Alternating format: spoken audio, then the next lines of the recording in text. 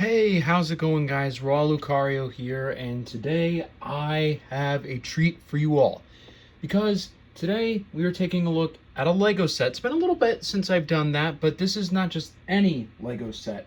This is the rare, hard to come by, and really sought after 2015, I believe, Lego Scooby-Doo Mystery Mansion. Now, as you can tell by the lack of noise, I have already opened this set and put it together, but saved the box because I knew I'd want to talk about it one day. And man, this this theme is a complete and utter dream for me. I mean, Scooby-Doo was one of the biggest parts of my childhood growing up. When they announced that they were doing these, my little, shit for brain child mind was blown, okay? These came out like right about 10 years ago, actually, maybe 9 years ago, and they did one wave and then never again. And I don't know why, because genuinely, these are some of the coolest, most unique out there sets that Lego has ever done.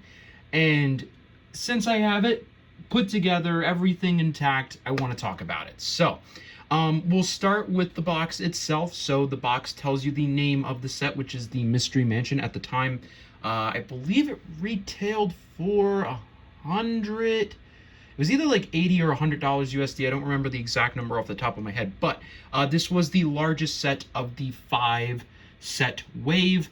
It came with, let's see here, looks like 6 minifigures plus Scooby-Doo. If you want to consider him a minifigure or not, it's up to you. But he is included in this set, and along with the exclusive Velma. She could not be found in any other set but the largest set in the wave, so usually now she goes for quite a fair bit of money. And then we also have the exclusive villains as well on the side. You got some nice key art of the pair there, the Lego logo with the Scooby-Doo logo there. Top of the box gives us the figures and their accessories along with their name, showing us that that's the actual size Scooby-Doo. The side is just green, a little bit less of the same on this side, though. We've got the old Lego Club. That is an absolute... that is... Man, that takes me back. And then Get the App and Zap, apparently. And then here's the ever-important back of the box, going over all of the play features included in this set, along with showing all of the villains chasing after Scooby-Doo that were released in this wave. Now, personally...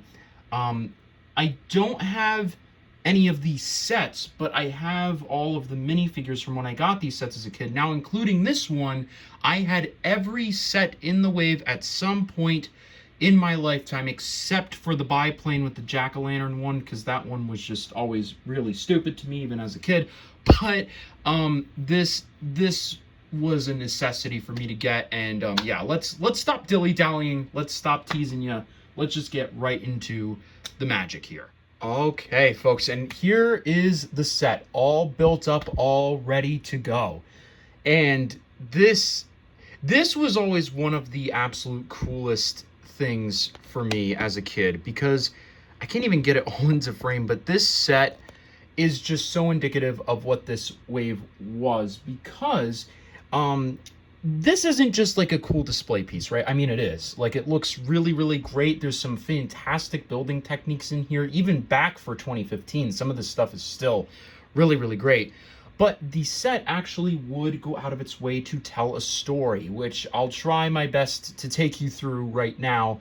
But we'll take it section by section. So we'll start with the front here. So I'm going to go ahead and bring it in and then zoom in a little bit.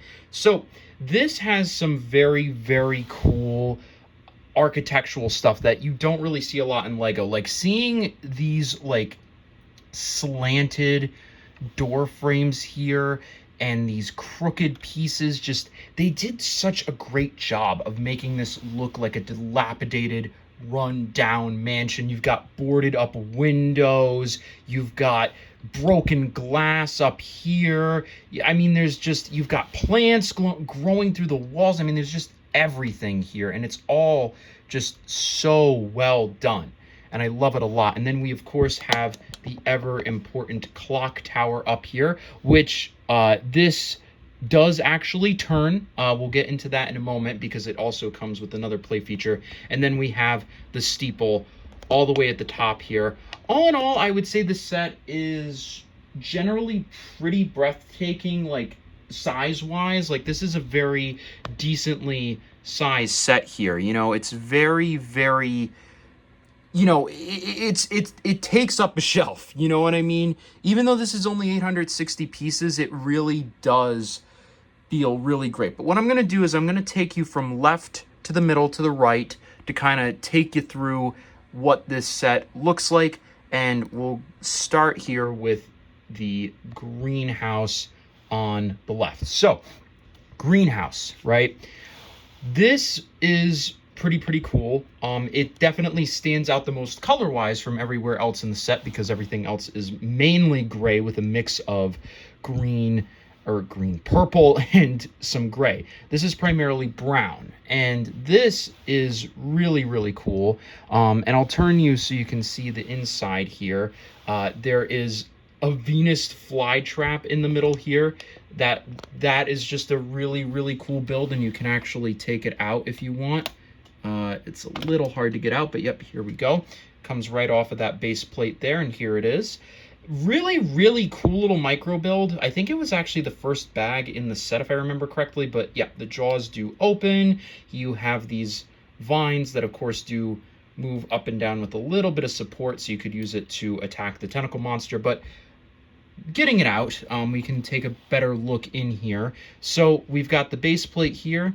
Here is a bone along with a couple of jack-o'-lanterns. Now this does move. And by the way, in case you're wondering, this is, of course, the same pumpkin head piece that the actual, like, Headless Horseman figure does use. And here, you'll notice you've got this ledge running along the top here. There's not really a whole lot going on, but in here, there's another, like, black ledge that leads on the roof. I added a couple of, like, broken glass bits just to kind of make it work, but that's something I'd like to talk about too with these panels. They did a really great job at giving this broken glass effect by leaving these in here and then also adding some cracks in the windows here. There's also these stickers indicating these like evil little Venus flytraps there as well to make note of.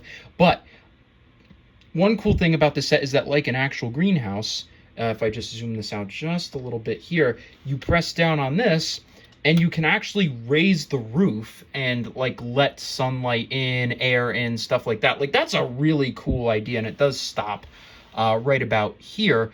Just really well done. And then they also have here on the side this little tree kind of growing out, and that is just really cool. I love that a lot, along with this fence here that is a little hard to see but kind of frames off the set really well, kind of gives it a definitive end. And you want to talk about storytelling, this is like setting up a very classic Scooby-Doo bit, and I just broke one of the things off, where, you know, there's a bone in here. So Scooby-Doo smells the bone, comes in, grabs the bone, sees this thing in here, gets scared, runs away.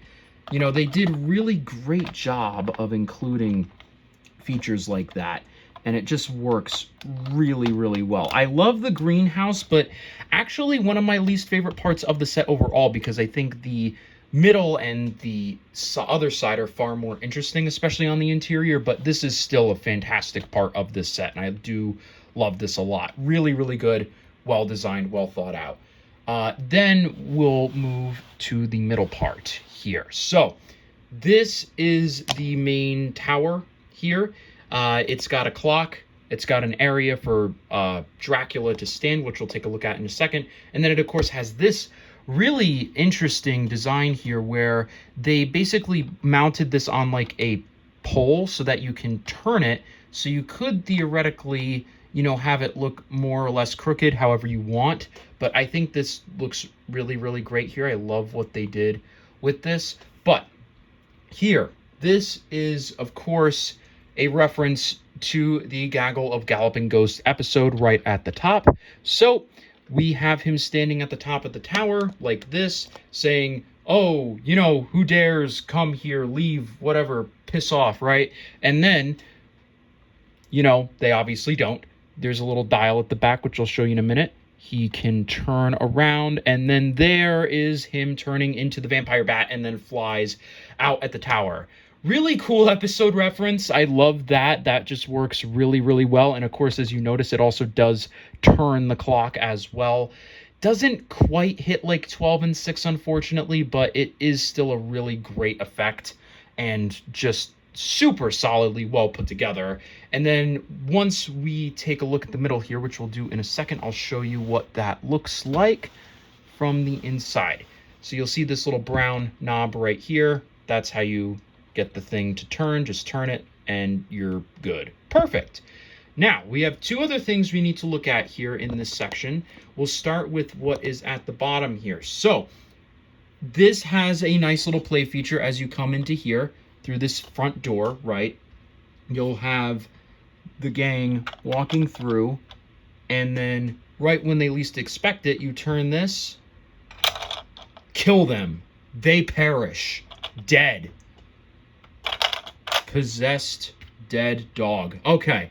Really, really cool little thing. I kind of imagine this is almost like one of those old Scooby-Doo, you know, gags where like they'll walk right past the danger and then the trap triggers, of course. Doesn't actually hit them, but still really, really cool. And also reveals our first clue in the set. Why is this house haunted? Well, if we take a look where the spiked ball was, and I'll try and see if I can get in there as good as I can and then angle up the set a little bit, you'll notice there is a miner holding some gold. And you can also get a better look at that spider sticker too a little bit.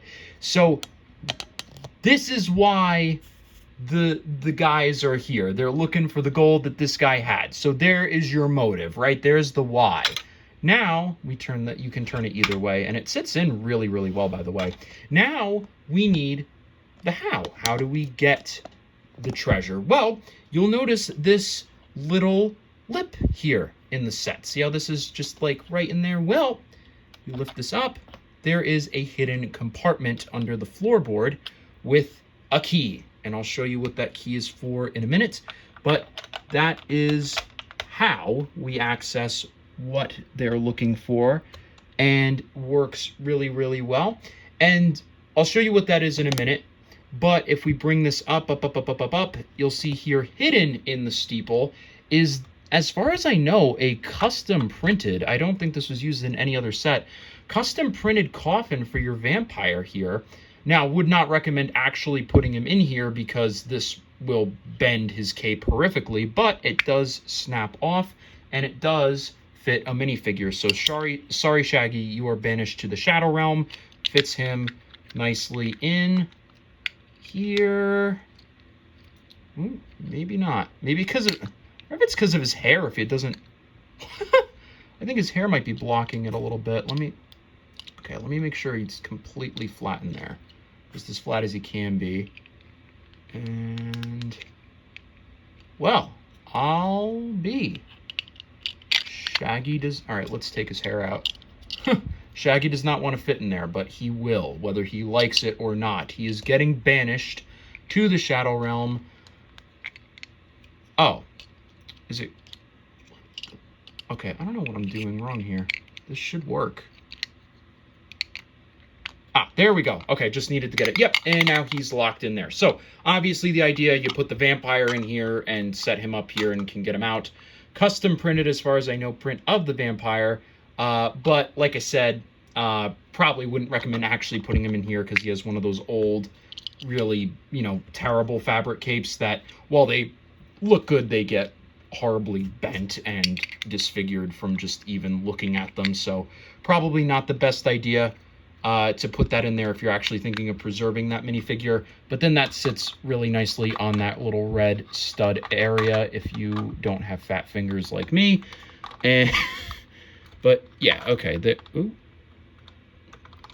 All right, I'm just gonna set him there. Actually, I'm not, because I can't figure that out. I don't know why that's not. they fit in so nicely. But of course, the second I want to do a review, then it's Dum Dum Brain. Okay, there we go. Got him in. He's fine. All right, perfect. So that deals with that section, which has a lot of play features, and I think that those play features are great, but ultimately probably not the best looking part of the set, in my opinion. But it does work out really, really well.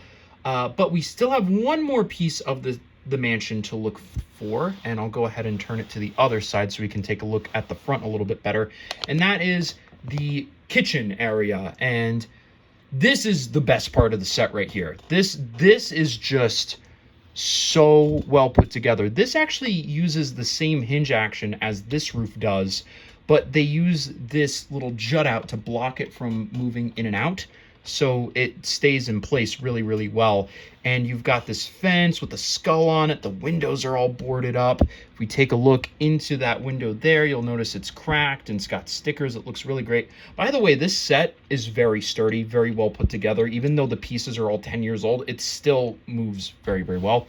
And then this is my favorite part of the set right here, at least visually.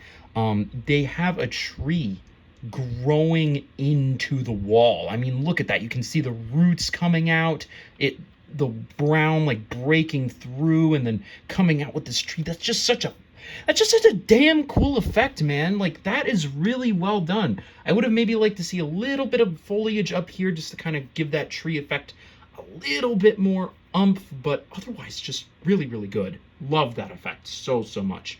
And then we turn it around and we have the inside. So now there is the kitchen. Zoom in a little bit for you here. The kitchen, I think, is just the most well put together part of the interior. There's a little rat here that you can take out. That's where it's supposed to go in the set. You can see the stickers on the back of the window a little bit better. Here's a burger for, you know, whoever to fix if you want to do that. But of course, me doing that has now tainted it. But there's a nice little sink here, a dirty cupboard, which I put Shaggy's accessory, the hot dog, in. There's a stove top here with a nice little opening drawer for you to get in there, and really nice tiling work here. Like, I love how consistent the coloring is. Looks really, really good, and honestly feels like an interior out of Scooby-Doo, which is something that I honestly can't believe that I'm saying. But the burger is supposed to go there, but very hard to take off apparently. And there is also frying pan, I believe I mentioned. But this part of the set isn't really super important. This is just kind of an area for, you know, Shaggy and Scooby to dick around in if you want, but looks really good nonetheless. This is the most important part of the set, because this is the what. You know, we've gotten the why, we've gotten the how of how to access it, but we still have the what to take a look at. So you take this key that I mentioned, which, you know, in universe will fit into this lock, turn it, opens the bar, and then we have, of course, in this safe, the gold that the villains have been looking after. You get 3 little pieces there. They're all flat, 1x2 tiles. Nothing really crazy, but really, really cool gold effect. I mean, I'm sure you can see on camera they shine, and they shine really well.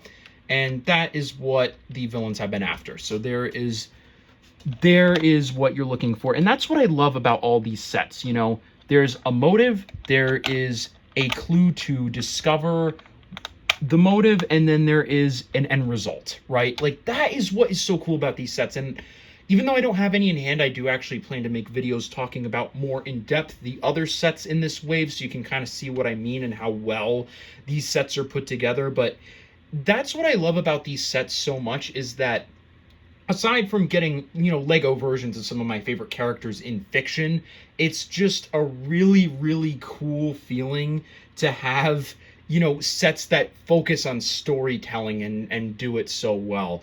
It is crazy to me that Lego only did one wave of this.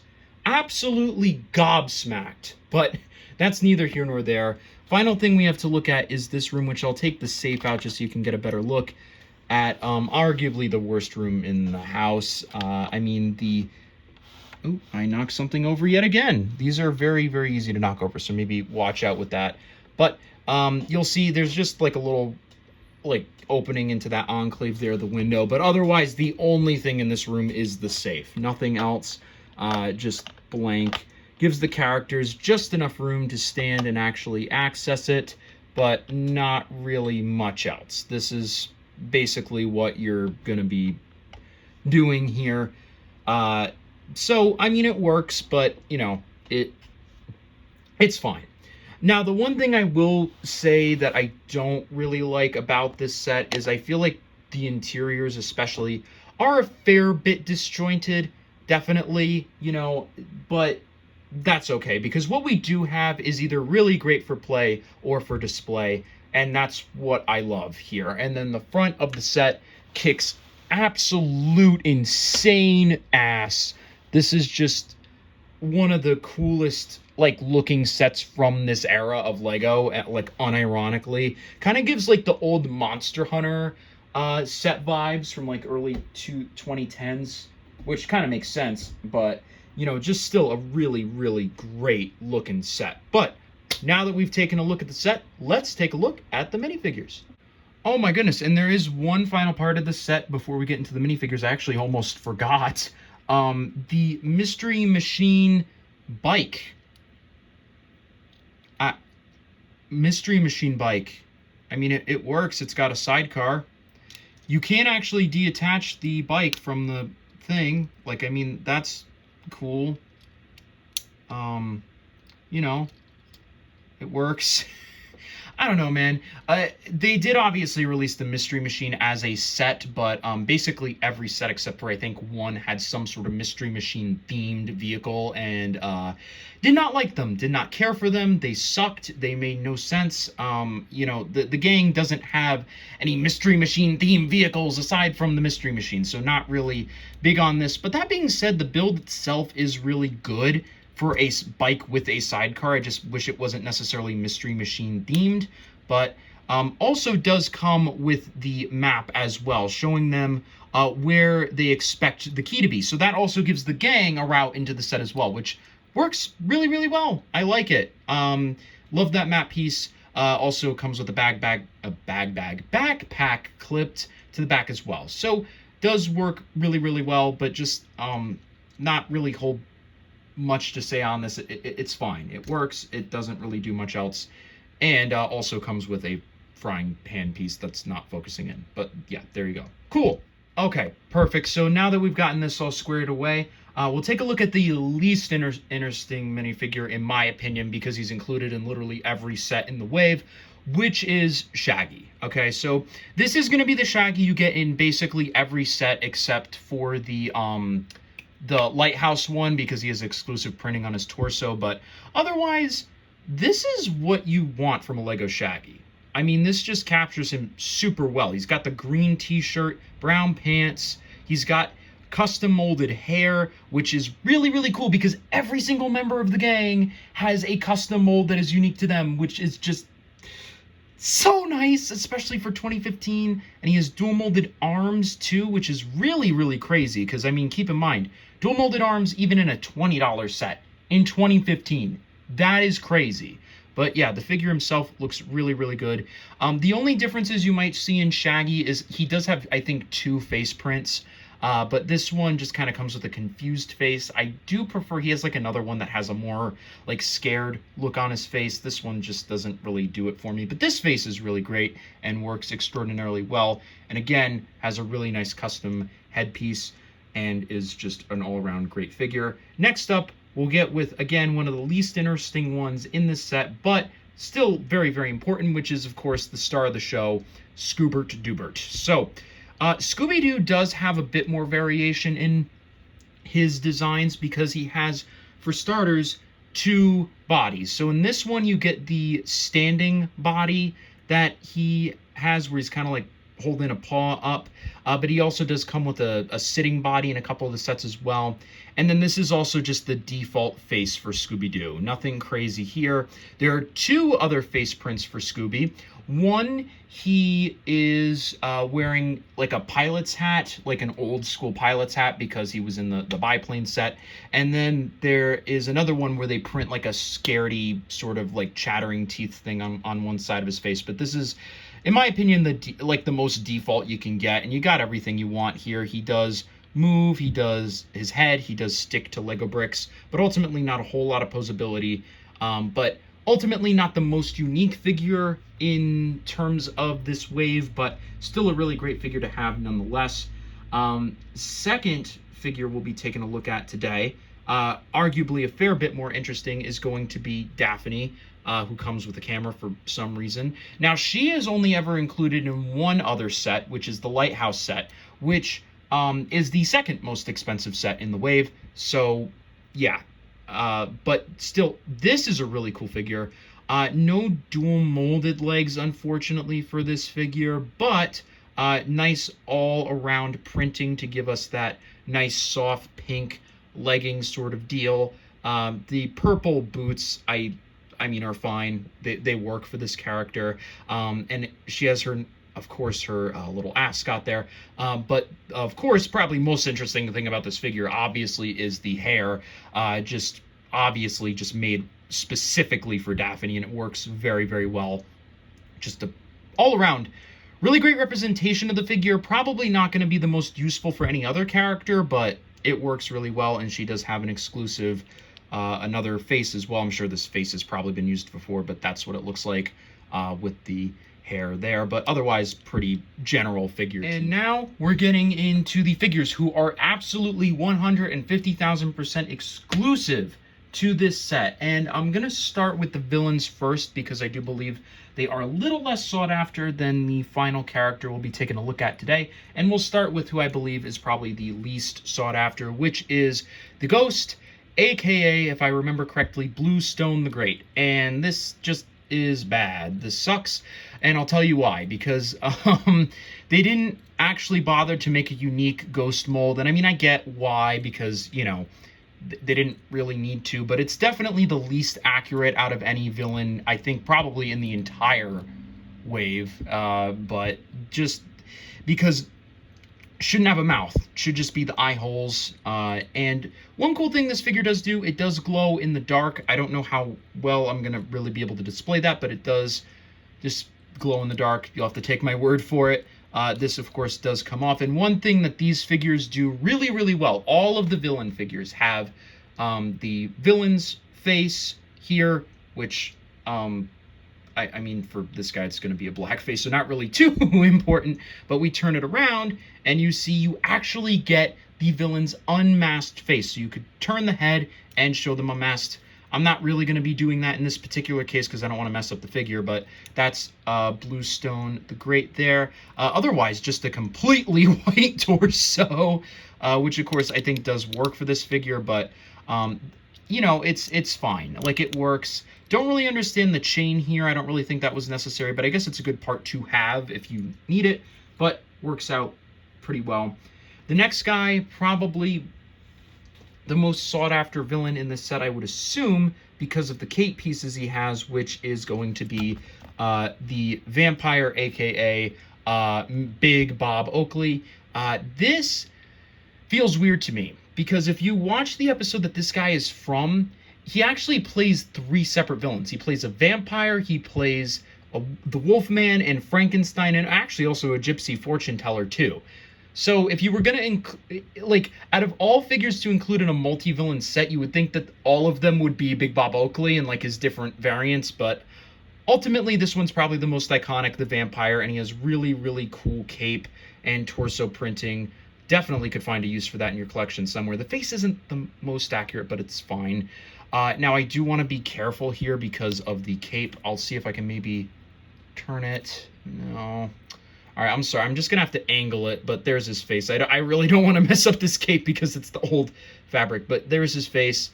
Definitely the least accurate face, to be entirely honest, but that's probably due to the fact that the only time we ever get to see his face is in the fortune teller makeup, which, you know, is not going to really be well translated here. But ultimately, a really great vampire minifigure. Like, even just, like, outside of this, outside of, like, looking accurate and great to the show, just a really good overall around vampire, and would probably fit in well with any horror theme you're looking for. But the next figure we're going to be taking a look at, arguably the most important figure, doing a Scooby-Doo wave, you would have had to include this man. This is, of course, the Black Knight. The Black Knight is, for, I'm sure as most of you who are watching this video know, the first ever Scooby-Doo villain. This is the villain that they fought in their debut episode in the museum, and ever since then, Scooby-Doo has been a national phenomenon. I'm probably international phenomenon, if I'm being honest. And this is where it all started. The Black Knights. Mr. Wiggins, I believe, is his name. Great figure. Let's start with. Let's get rid of this axe here. Uses, obviously, some of the pre-existing knight pieces, but I think that's okay. The face print is great if it would actually focus in for you there. I don't know why it's not. There you go. Really, really great. Eyes peering through. It's got great armor. I would have maybe liked if they made it a little bit more black than gunmetal gray, but that's fine. It works really well. Then we take off the helmet and the face, because if we take off the torso, you'll see that just like in the actual cartoon, he has his suit underneath the suit of armor, which is just a really cool, nice hidden detail. And he has his glasses bent just like when he got his face revealed at the end of the episode, which is just a fantastic, great attention to detail. And there's his back torso too, and a better look at that Black Knight head print.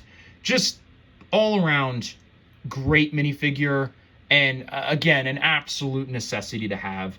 And again, really cool part of this set too, because he, you know, or I should say this wave, that all of the villains in it were at the very least based on villains they actually fought in the show, rather than coming up with unique ones, which I thought was really, really great. Most of them from classic Scooby-Doo, of course, but there's, I think, one or two from even like What's New Scooby-Doo, which is pretty cool. Just some really great figures. And then he does come with this battle axe, which I think is a build you've probably seen before, at least something similar to. Does work well for this character, not something he actually used in the show, but still works pretty well. And then the final figure is the last member of the Mystery Inc. gang, exclusive to this set, and has to be the most sought-after figure out of anyone in this wave. I shudder to even think of what she would cost on her own. That is, of course, the final member of the Mystery Inc. gang, Velma Dinkley. And this, honestly, is like, it's fine. I mean, I've never been the biggest Velma guy, to be entirely honest with you. Like, if there was always one member of the gang I could eliminate, it was probably going to be her. But she's still a great character overall, and I do like her a lot. And this minifigure does translate very well. Of course, like Daphne, no dual molded legs here, but does do the side leg printing to get the point across, which I think does work very well. Comes with the magnifying glass, which is very fitting, and has a really great and accurate face print. The hair, if I'm remembering correctly, either was not made for her or is no longer exclusive to her, unlike all these other characters' head prints, because if I'm correct, I believe this hair mold, I should say, was actually used for the Beatles' Yellow Submarine set, which actually, it would fit in with them very, very well. But yeah, if as far as I remember, this is no longer exclusive, but still a really great hairpiece for her. And then she also does have a side head print with her face really, really scared.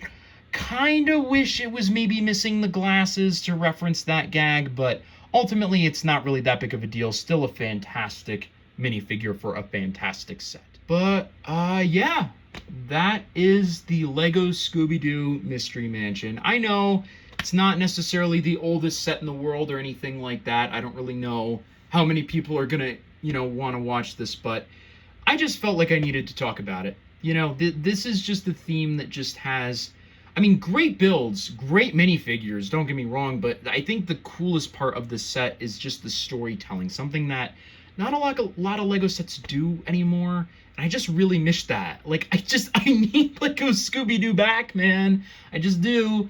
Please, I beg, bring back the dog. I need it. And while I don't know, how many people enjoyed watching this, for those of you that, did stick around to the end, I do hope you enjoyed it, because I sure as shit enjoyed making it. But yeah, I think that's about it for me. So without further ado, I hope you guys have a fantastic rest of your day, and thank you for watching this video here. Bye now.